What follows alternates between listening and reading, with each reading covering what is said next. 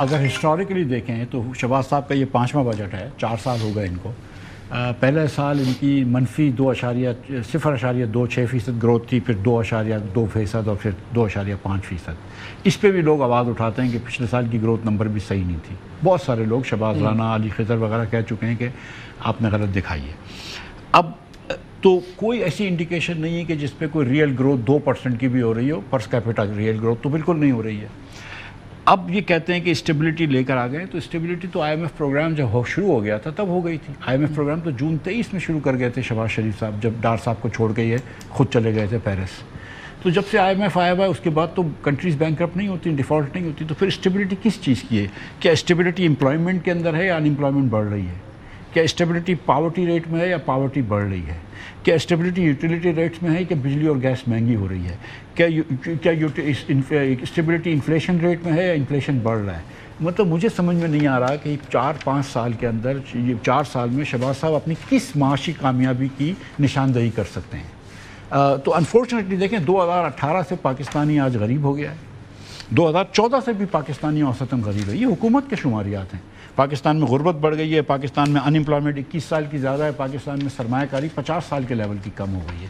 کوئی 4 سال پاکستان کی معاشی اتنے برے نہیں نکلے جتنے یہ 4 سال برے نکلے۔ یہ these are all proven statistics. So آپ کیا بات کر رہے ہیں کہ اسٹیبلٹی لے کر آ گئے، اور کون سی اسٹیبلٹی آپ لے کر آ گئے ہیں کہ جس کے تحت آپ لوگوں کو غریب کر رہے ہیں، اور آپ بولتے ہیں کہ 4 سال سے انتظار کر رہے ہیں، آپ ٹیک آف کا انتظار کر رہے ہیں۔ The fact of the matter is کہ they cannot point to one reform کہ جس کے اندر آپ کہیں کہ آپ نے کہیں بہتری لائے۔ نہ آپ نے NSC ریفارم کیا ہے، نہ لوکل گورنمنٹ ریفارمز کیا ہے، نہ پروونشل ٹیکسز لگائے ہیں آپ نے صحیح طریقے سے، نہ ایگریکلچر ٹیکس لگایا ہے، کارپوریٹ ٹیکس آپ نے 60% رکھا ہے، ایکسپورٹس آپ کے کم ہو رہے ہیں ملک کے، ماں سوائے ریمیٹنس کے، کیونکہ بہت سارے لڑکے باہر جا رہے ہیں، آپ کے ریمیٹنس کے علاوہ کوئی اور پازیٹیو شماریات میں آپ نہیں دکھا سکتے۔ Remittance has nothing to do with. So آپ سمجھتے ہیں کہ یہ خالی نمبر کرنچنگ ہوگی، بک بیلنسنگ ہوگی، بس وہی ہوگا اور کچھ نہیں ہوگا؟ This has been simply the worst 4 years of our economic existence.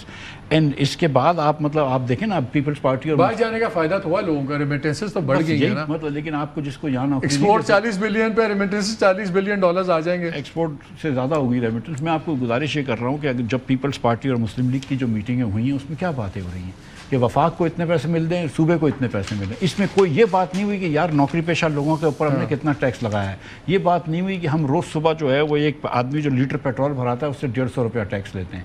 یہ بات نہیں ہوئی کہ ہم نے کوئی بھی اپنا ہدف نہیں میٹ کیا ہے۔ اڑان پاکستان پہ یہ بات کرتے ہیں کہ 60 بلین کا ایکسپورٹ کریں گے 2028 میں، آپ 30 بلین میں نہیں پہنچیں گے۔